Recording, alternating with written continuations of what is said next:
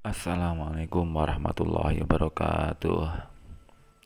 Alhamdulillahirrahmanirrahim. Pada kali ini kita masih berjumpa lagi dengan materi pelajaran sejarah kebudayaan Islam. Hari ini kita pertemuan ketiga di semester genap ini. Hari ini kita akan membahas tentang perkembangan kebudayaan peradaban Islam pada masa dinasti Ayyubiyah. Oke, sebelum kita mulai, mari kita berdoa bersama-sama. Semoga pelajaran hari ini bisa berjalan dengan lancar. Semoga ilmu yang kita dapatkan menjadi ilmu yang manfaat. Berdoa, mulai.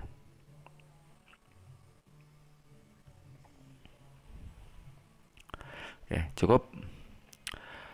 Ya, bagaimana kabar anak-anak? Sehat-sehat ya? Oke, kita mulai pelajaran kita. Perkembangan kebudayaan Islam pada masa dinasti Ayyubiyah. Nah, pada kali ini kita akan banyak sekali mempelajari bidang-bidang yang berkembang, kebudayaan berkembang pada masa pemerintahan dinasti Ayyubiyah, yaitu mulai dari bidang politik, bidang militer dan pertahanan, bidang pendidikan, bidang ekonomi dan perdagangan, bidang sosial dan budaya, bidang industri, bidang arsitektur, dan juga bidang pertanian. Nah, bidang-bidang tersebut ini memiliki perkembangan, memiliki kemajuan pada masa pemerintahan dinasti Ayyubiyah ini. Yang paling menonjol nanti adalah di bidang militer, ya, militer dan pendidikan. Itu lumayan banyak sekali yang menonjol pada pemerintahan dinasti Ayyubiyah ini. Oke, yang pertama itu bidang politik.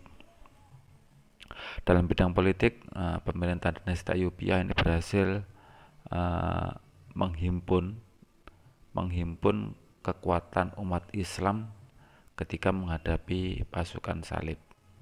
Ya, seperti yang saya sampaikan kemarin, dalam pemerintahan dinasti Ayyubiyah ini musuh utamanya ya bukan apa ya, musuh utamanya adalah pasukan salib ini.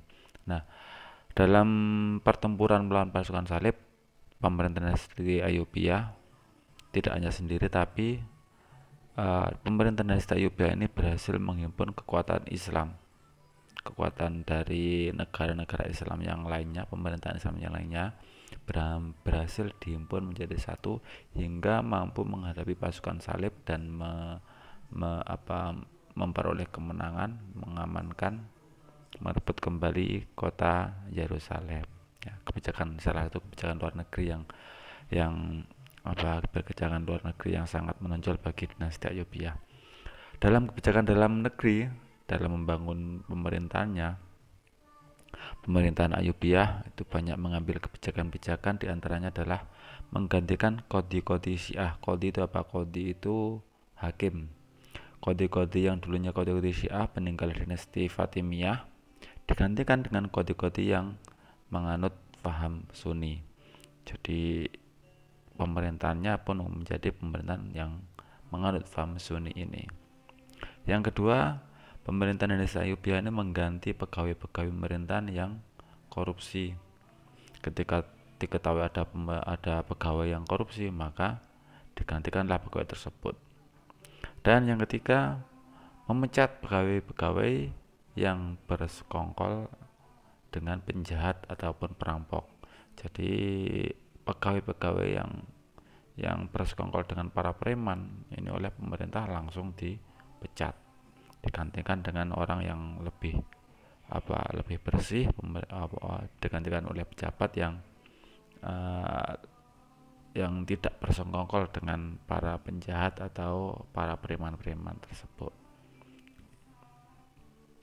Berikutnya adalah bidang militer dan pertahanan. Dalam bidang militer ini yang jelas, militer dinasti Ayyubiyah ini adalah militer yang sangat hebat karena pemerintahan Ayyubiyah ini berhasil menghimpun pasukan militer dari berbagai pemerintahan Islam yang lainnya.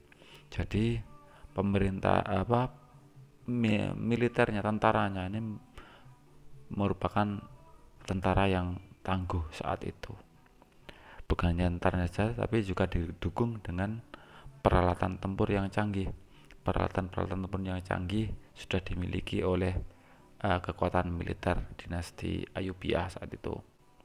Kuda juga kuda pilihan, terus pasukan panah, terus itu sing koyok tepil itu pelontar. Nah, jadi memiliki peralatan-peralatan yang canggih. Canggih di sini maksudnya adalah canggih di zamannya saat itu. Urung enek pistol belum ada, shotgun belum ada. Yang adanya ya hanya peralatan manual. Tapi peralatan manual itu pun saat itu merupakan peralatan yang sangat canggih. Kemudian dalam bidang pertahanan membangun benteng pertahanan. Nah, selain militernya attackingnya, penyerangannya bagus, juga memiliki pertahanan yang sangat bagus, defensifnya sangat bagus. Banyak sekali benteng-benteng yang dibangun pada pemerintahan dinasti Ayyubiyah ini. Di antaranya yang sangat fenomenal yaitu benteng Qal'atul Jabal di Kairo. Selain itu juga membangun benteng-benteng yang sangat kuat di kota Muqattam, juga dibangun benteng untuk mengamankan wilayah kekuasaannya. Ketika ketika negaranya aman, otomatis rakyat pun juga bisa beraktivitas dengan aman.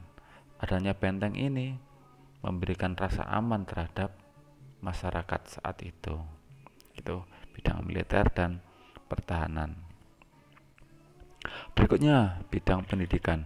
Dalam bidang pendidikan, pendidikan ini merupakan salah satu cara dari pemerintahan Ayyubiyah untuk menggantikan faham Syiah, masyarakat Syiah digantikan dengan faham Sunni. Salah satunya cara yaitu dengan dengan pendidikan ini. Maka dari itu banyak sekali madrasah-madrasah atau sekolah-sekolah yang dibangun pada masa pemerintahan dinasti Ayyubiyah ini. Dan madrasah-madrasah tersebut adalah madrasah-madrasah yang menganut faham Sunni. Jadi mulai dari anak-anak, dari para peserta didiknya, siswa-siswanya sudah dibekali oleh ilmu-ilmu yang menganut faham Sunni. Akhirnya ketika mereka dewasa, faham Syiah pun sudah dengan sendirinya sudah hilang, karena anak-anak kecil sudah pemuda-pemudanya sudah diberikan pendidikan yang menganut faham Sunni tersebut. Selain membangun madrasah-madrasah, beliau juga mendirikan sebuah universitas yang sampai saat ini masih berdiri, Universitas Al-Azhar. Ini salah satu universitas favorit umat Islam. Jadi banyak sekali umat Islam di seluruh dunia yang memiliki cita-cita untuk menuntut ilmu di Universitas Al-Azhar ini. Banyak sekali juga orang-orang Indonesia yang kuliah di Al-Azhar ini. Dulunya sebelum menjadi sebuah Universitas Al-Azhar ini, kawasan Al-Azhar itu merupakan masjid, namanya Masjid Al-Qahiroh. Ya. Masjid Al-Qahiroh ini salah satu masjid yang dibangun oleh dinasti Fatimiyah, digunakan sebagai tempat pengembangan dari faham Syiah. Nah, ketika pemerintahan dinasti Ayyubiyah berkuasa, maka salah satu cara untuk menanggulangi agar Syiah ini tidak berkembang yaitu dengan menutup Masjid Al-Qahiroh ini. Jadi Masjid Al-Qahiroh ditutup, setelah beberapa lama ditutup kemudian dibuka kembali, tapi dengan mengikuti faham Sunni. Yang dulunya Masjid Al-Qahiroh merupakan tempat pusat perkembangan Syiah, akhirnya dijadikan tempat perkembangan faham Sunni, yaitu dengan didirikannya Universitas Al-Azhar ini. Nah, selain selain mendirikan madrasah, mendirikan universitas, pemerintahan ternyata juga memiliki perhatian yang sangat besar terhadap para peserta didik dan guru-guru madrasah ataupun universitas tersebut. Jadi Salahuddin Yusuf Al-Ayyubi itu memerintahkan kepada kepala-kepala daerahnya untuk mendirikan madrasah. Tidak hanya mendirikan madrasah saja, tapi juga mencukupi seluruh kebutuhan dari madrasah tersebut. Mulai dari gurunya, gaji gurunya, terus kesejahteraan para siswanya itu juga ditanggung oleh kepala-kepala pemerintahan di sebuah wilayah tersebut. Banyak ya madrasah-madrasah yang didirikan, madrasah An-Nasiriyah, madrasah Al-Qamhiyah, madrasah Solahiyah, madrasah As-Saifiyah, madrasah Solahiyah, ya, banyak sekali madrasah-madrasah, dan seluruh madrasah atau sekolah-sekolah yang didirikan itu adalah madrasah-madrasah atau sekolah-sekolah yang menganut faham Sunni. Berikutnya yaitu bidang ekonomi dan perdagangan. Dalam bidang ekonomi dan perdagangan juga mengalami kemajuan yang sangat pesat, diantaranya dengan melakukan perdagangan luar negeri, baik itu dengan sesama pemerintahan Islam ataupun juga dengan pemerintahan non Islam dari Eropa. Nah, itu juga sudah mulai melakukan perdagangan dengan pemerintahan dinasti Ayyubiyah. Selain perdagangan dengan wilayah luar negeri, juga mengembangkan sistem pembayaran kredit bank atau apa cara Inggrisnya itu letter of creditnya, sistem pembayaran kredit. Terus juga mulai pencetakan fulus.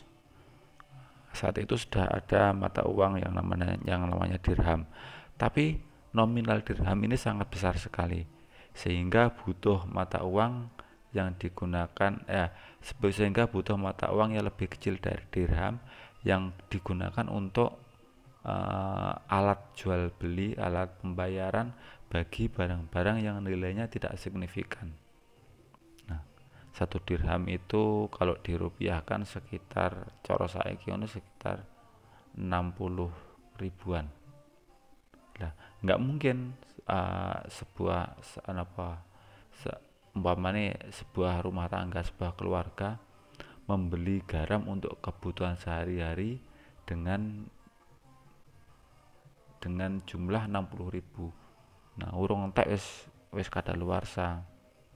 Nah, untuk mengatasi itu maka muncullah fulus atau mata uang campuran tembaga ya. Namanya fulus. Kalau sekarang fulus itu istilah fulus digunakan untuk bahasa gaulnya uang dalam bahasa Arab. Fulus ini memiliki rasio yang sangat kecil, yang lebih kecil bila dibandingkan dengan dirham. 1 dirham sama dengan 48 fulus. Jadi ya secara rupiah ya sekitar berapa? Sekitar 1.800-an lah satu fulusnya. Secara rupiah saiki. Tuh, bidang ekonomi dan perdagangan. Nah, dengan adanya perkembangan ini, ekonomi dan perdagangan ini akhirnya menimbulkan masyarakat yang bisa maju, masyarakat iso sugih dengan sistem pemerintahan bidang perkembangan bidang ekonomi dan perdagangan tersebut. Berikutnya bidang sosial dan budaya. Dalam bidang budaya ada sebuah budaya yang sampai saat ini masih dilakukan oleh umat Islam, yaitu peringatan Maulid Nabi Muhammad SAW. Peringatan Maulid Nabi itu mulai muncul pada masa pemerintahan Salahuddin Yusuf Al-Ayyubi. Peringatan Maulid Nabi ini digunakan oleh Salahuddin Yusuf Al-Ayyubi untuk kembali membangkitkan jiwa-jiwa jihad masyarakat saat itu, karena sudah mulai terlihat masyarakat sudah mulai tidak bersemangat untuk berjihad. Nah, salah satu cara untuk menumbuhkan jiwa korsanya, menumbuhkan jiwa untuk jihadnya itu dengan mengadakan uh, peringatan Maulid Nabi Muhammad SAW ini. Dalam peringatan ini dibacakan sirah nabawiyah atau cerita Nabi Muhammad SAW. Bagaimana perjuangan Nabi Muhammad dalam mengembangkan agama Islam, menyampaikan agama Islam. Bagaimana perjuangan Nabi Muhammad dalam dalam rangka mengembangkan Islam ini yang menjadi pemicu semangat juang bagi masyarakat saat itu. Dalam bidang budaya, dalam bidang sosial, Salahuddin Yusuf Al-Ayyubi berhasil membangkitkan jiwa sosial kepada semua orang. Buktinya, Salahuddin memberikan contoh ketika berperang. Suatu ketika saat itu perang salib, ketika berperang, rajanya pasukan salib, salah satu pimpinan pasukan salib yang bernama Richard atau julukannya The Lionheart, sang hati singa. Ketika dalam peperangan, Richard ini sakit.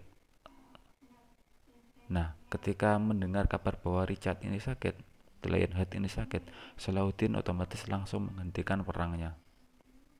Jadi tidak mau melakukan peperangan ketika pimpinannya sedang mengalami sakit.